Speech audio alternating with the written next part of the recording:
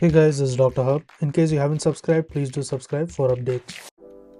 Sciatic nerve divisions and the supply.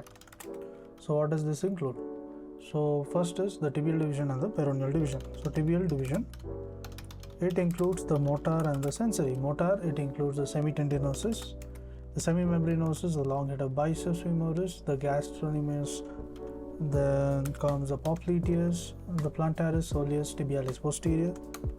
Next is the flexor digitorum longus, flexor hallucis longus. Obturator hallucis, the flexor digitorum brevis. The flexor hallucis brevis, the adductor hallucis.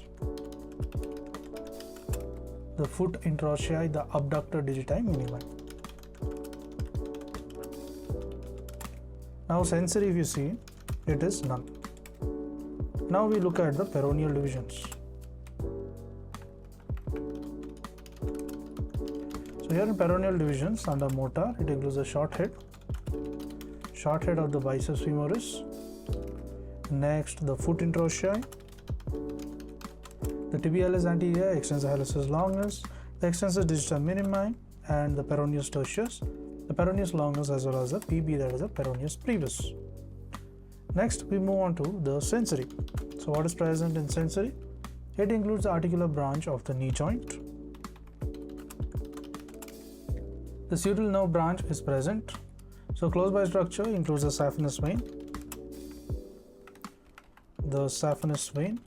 Then comes Achilles tendon. The anastomosis with a branch of the peroneal nerve. Peroneal nerve.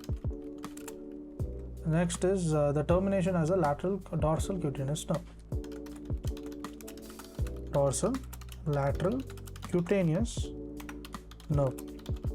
To learn and grow daily like this, please do subscribe.